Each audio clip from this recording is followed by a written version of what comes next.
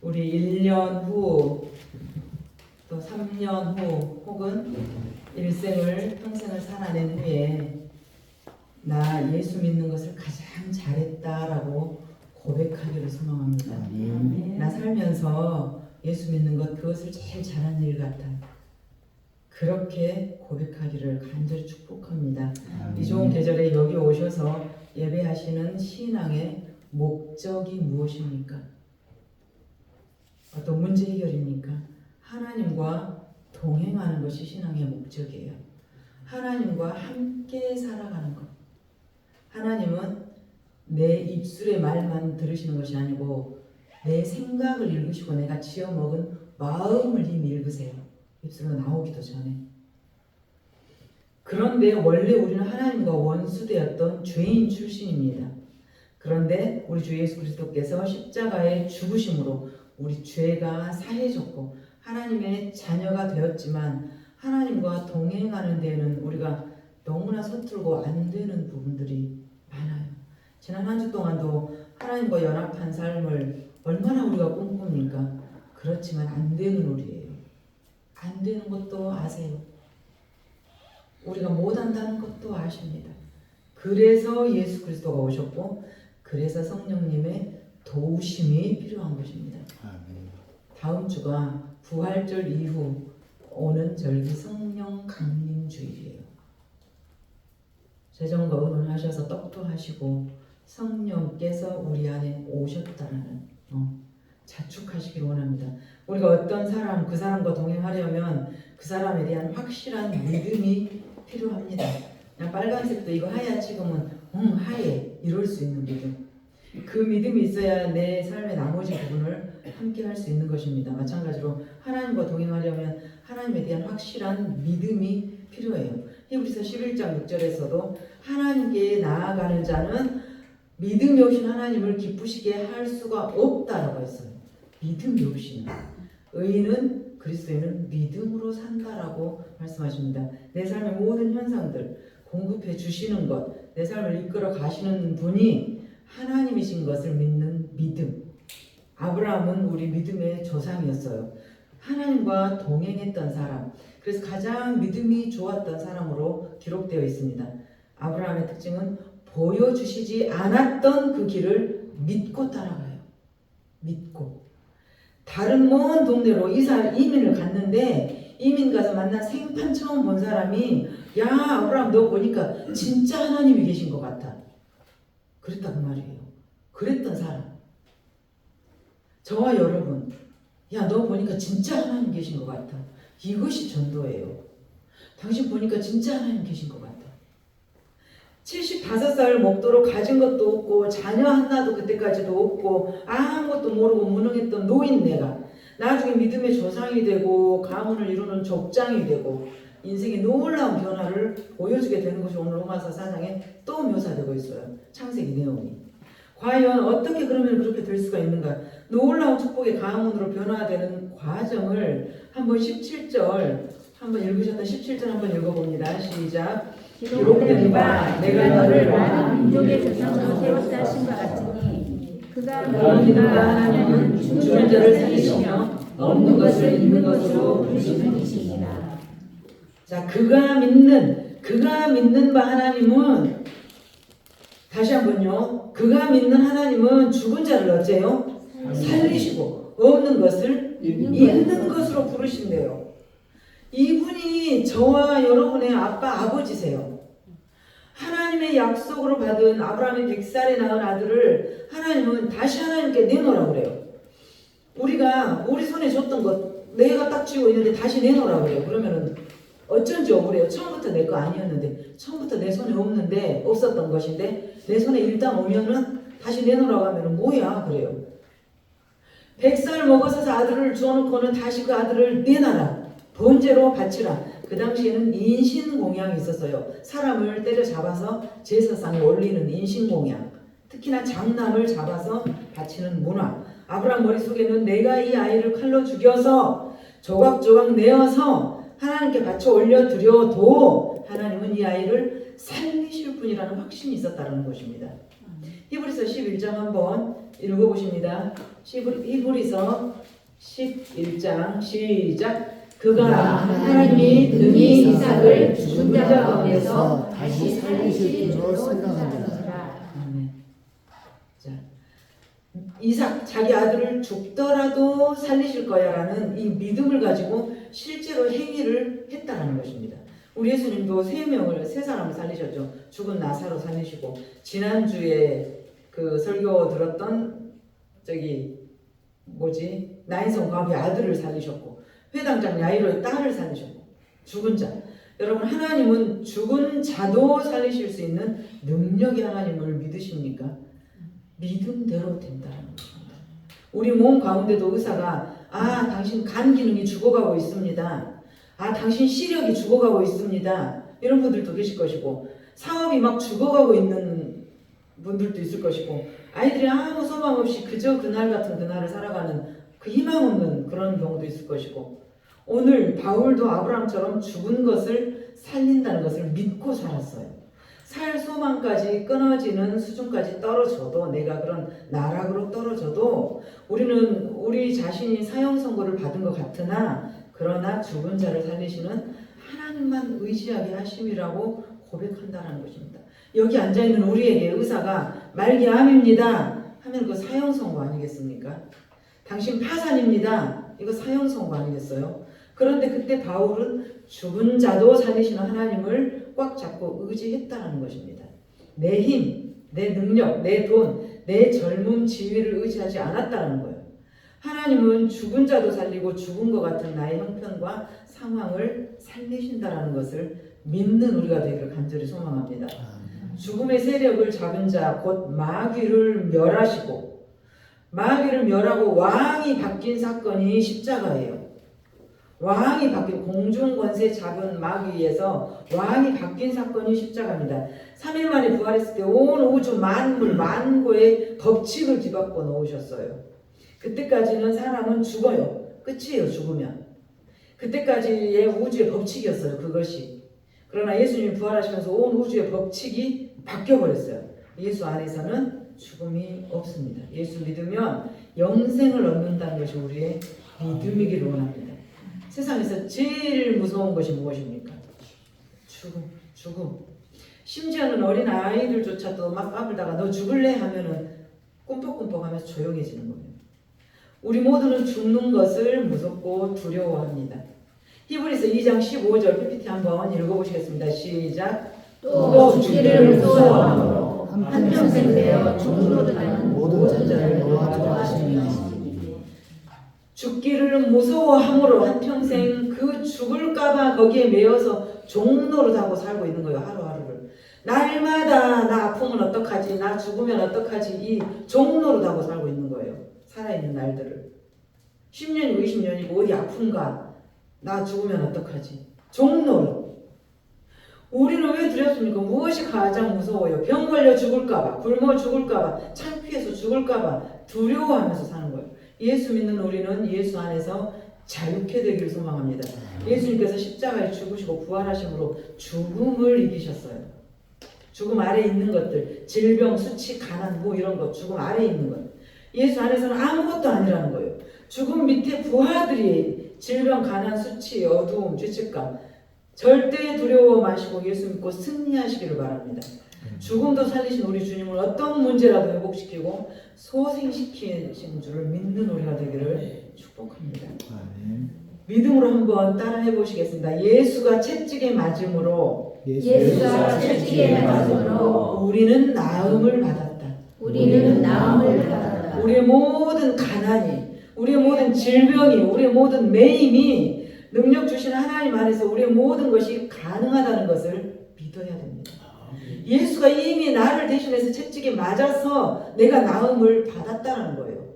내 모든 질병과 가난과 수치와 매임에서 자유케 되었다는 거예요. 이것을 우리 입술로 계속 선포하셔야 돼요.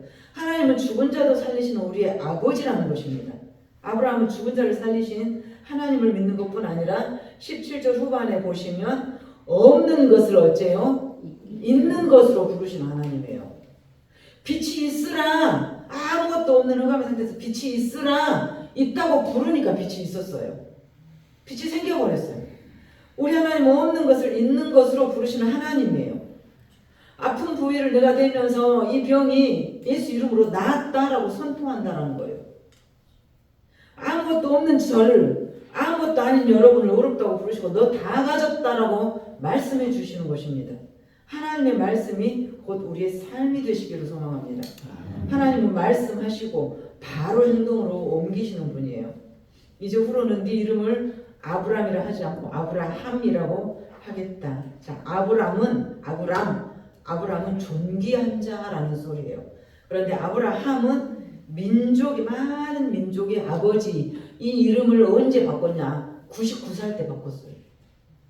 살 만큼 다 살고 99살 먹어서 동사무소 갑니다. 동사무소 가서 저 이름 바꾸러 왔어요. 저 개명했거든요. 새 이름자 올려주세요.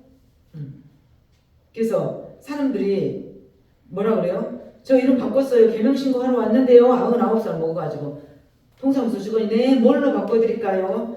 네 아브라함이요. 아브라함이 많은 민족의 아버지라는 뜻이에요. 지금 아브라함은 99살 되도록 자식 하나 있어요? 없어요? 없어요. 그런데 많은 민족의 아버지라고 이름을 바꾸러 갔어요. 많은 자식의 아버지라는 뜻이에요. 자식 하나 없는 그가 얼마나 동사무소 직원들이 비웃겠어요.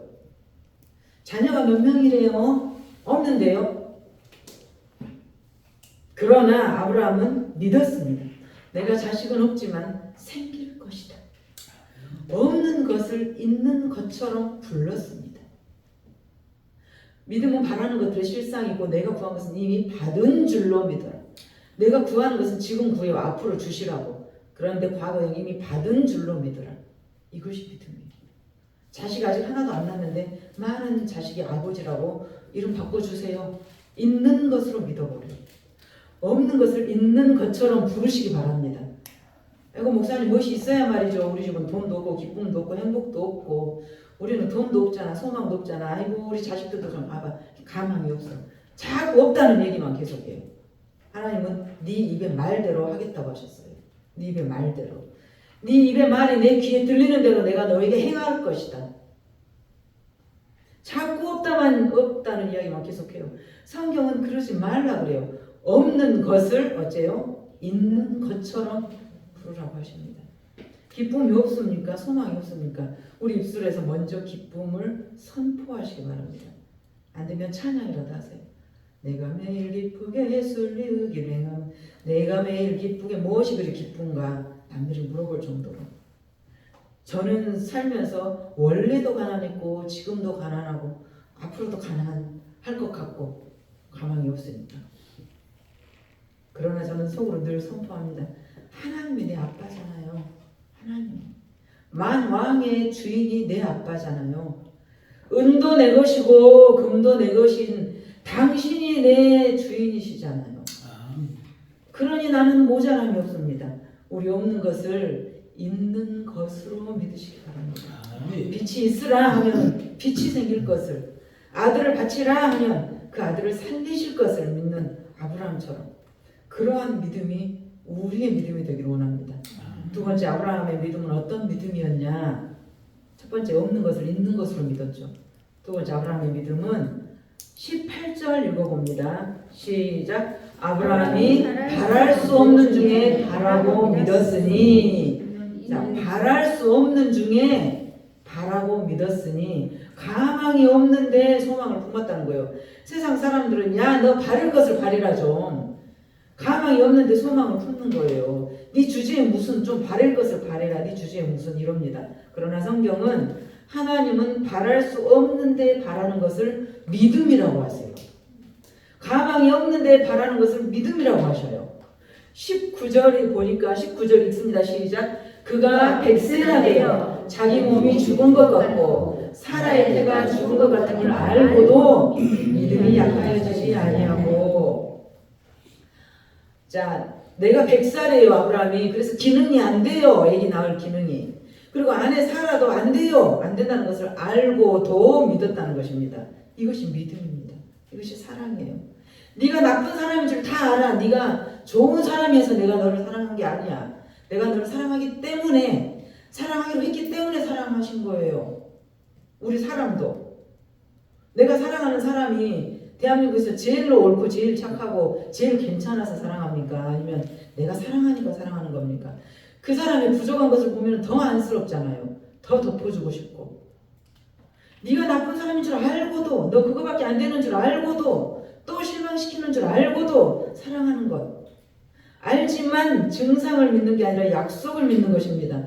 문제를 믿는 것이 아니라 약속을 믿는 거예요. 많은 사람들은 증상을 믿어요. 아이고 여기가 아프네. 너 증상을 보니까 믿을 사람 아니네. 가망 없는 현실이네. 그때가 우리는 믿음으로 봐야 합니다. 바랄 수 없는 중에 바라는 믿음이시기를 간절히 축원합니다. 아브라함은 몸이 100살이었어요. 아내가 90살이었어요. 어느 신학자가 이 두 부부를 보고 뭐라고 한 줄 아세요? 100살 먹은 아브라함과 90살 먹은 아내가 아이를 낳는 일은 전봇대에서 꽃이 피는 것보다 더 어렵다. 구워서 밥상 위에 올려놓은 생선이 다시 수영하고 다니는 것보다 더 어렵다. 이렇게 말해요. 뭐 말 같은 소리를 해라. 그것보다 더 어려운 일이라는 거예요. 그런데 이루어졌습니다. 무엇으로? 믿음으로. 믿음으로. 없는 것 자꾸 보지 마세요. 없는 것을 있는 것으로 선포하시기 바랍니다. 히브리서 11장 11절에 보면 믿음으로 사라 자신도 나이가 많아서 단산하였으나 잉태할 수 있는 힘을 얻었으니 이는 약속하신 그가 미쁘신 줄을 알았습니다. 미쁘시다라는 것은 믿을만한 사람이다 그 말이에요. 믿을만하다 그 말이에요. 믿음은 마음으로 믿는데 축복은 몸이 받는 거예요. 믿음은 영적인 것만이 아니라 믿음으로 힘도 얻고 돈도 실제로 생기고 우리 인생 자체가 변하는 복을 받는 것이 믿음의 능력입니다. 그래서 의인은 믿음으로 사는 거예요. 가망이 없으십니까? 혹시 힘도 없고 능도 없고 아무것도 없지만 그 모든 것을 변화시킬 수 있는 것이 믿음의 능력입니다.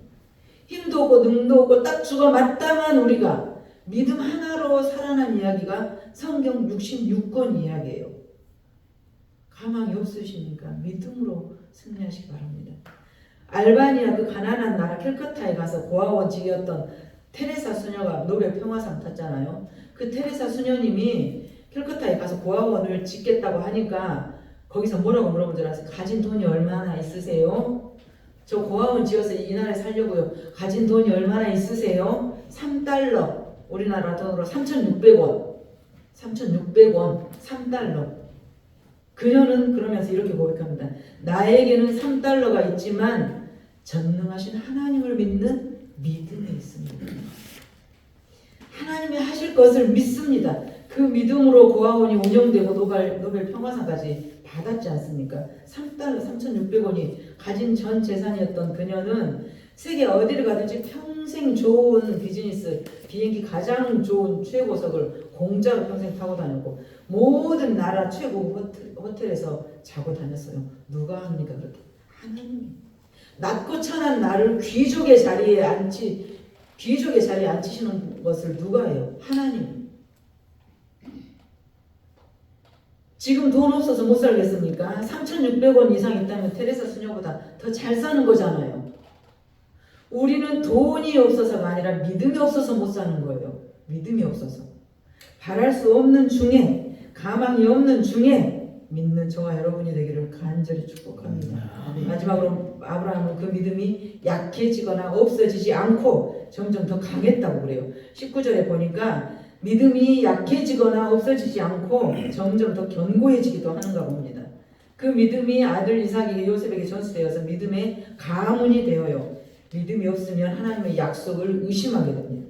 의심이란 헬라어 원어는 자기가 판단하고 계산한다. 이것이 의심이에요. 의심의 뜻이 지가 판단하고 계산한다. 지 마음대로. 우리 하나님은 역사적으로 다른 병은 고쳤지만 코로나는 안 돼. 내가 판단하는 거예요. 우리 하나님은 질병은 고치지만 내 가난 문제는 하나님 어떻게 하면서 돈을 어디서 주겠어. 제가 주말에 서울을 다녀왔는데 아이들 말 들어보니까 방산 조선 방산 주식 산 사람이 한 달 만에 6천억을 벌었대. 6천억을 안 돼 했던 사람이. 자, 우리 하나님은 병은 고치는데 돈은 해결 못 해줄 거예요. 다른 사람 다 고쳐도 우리 아들 저것은 못 고친가 봐. 하나님이. 믿음이 약해진다는 것은 영적 문제인데 이 믿음이 약하면 우리 실제 생활이 무너져요. 예배는 생과 사를 가르는 길입니다. 예배가 무너지면 우리 인생 전부가 무너지는 것입니다. 믿음이 무엇이냐면 마태복음에 예수님께서 오라 하시니 베드로가 배에서 내려서 물 위로 예수께로 걸어가요. 물 위로. 예수님만 바라보고 걸어갔을 때는 물 위로 걸어가는 기적이 일어나요. 그런데 갑자기 믿음이 쑥 떨어져서 바람을 보니까 무서워서 빠져버려요. 소리 질러 이르되 주여 나를 구원하소서. 뭘 봤어요? 예수를 안 보고 바람을 봤어요. 약속을 본 게 아니라 문제를 봤어요. 문제. 하나님이 내가 이렇게 하면 이렇게 쓰실 거야. 그 약속을 믿고 나가면 변함이 없어야 되는데 문제가 더 커 보여. 아이고 안 되겠어. 내가 생각해보니까 아닌 것 같아. 안 될 것 같아. 문제가 보이니까. 바람을 본 거예요. 문제를 본 거예요. 그래서 예수님이 베드로에게 뭐라고 그래요? 믿음이 작은 자여 왜 의심하느냐? 왜 의심해서 믿음이 작아지는 순간 물에 빠지느냐 그거예요. 왜? 믿음은 내면에서 일어나지만 실제로 물에 빠지는 것은 육신, 몸이에요. 예배는 영적인 행위지만 실제로 내 육신이 복을 받는다는 거예요. 나는 예배 시간에 이 한 시간이 그냥 시간 바치고 손해본 것 같지만 내 육신이 살아난다는 거예요. 영적인 문제가 육신의 모든 문제를 다스린다는 것입니다. 믿음이 약해지면 우리 인생은 수치스러워집니다. 정상적인 예배의 단이 쌓아지지 않는 주의 자녀들은 인생이 수치스러워져요. 믿음으로 나아가면 영광의 자리, 기적의 자리에 앉혀주실 텐데 예수를 바라보십시다. 믿음의 주요 온전케 하는 예수를 바라보십시다. 우리가 성공하기 위해서는 뭔가에 몰입해야 됩니다. 지금 이 시간 조명이 왜 저래, 마이크는 왜 저래, 저 사람 옷은 왜 저래 하지 마시고 말씀에 몰입하시기 바랍니다. 사람은 어딘가에 집중해야 그 능력을 보게 돼요. 집중해야. 믿음은 들음에서 나고 들음은 그리스도의 능력이라고 그랬어요. 능력. 지금 이 시간 말씀에 몰입하셔서 하나님이 내게 주신 그 음성을 반드시 붙잡으시기를 바랍니다. 이 음성 듣고 이 말씀 가지고 또 한 주를 살아가십시다. 기도하시겠습니다.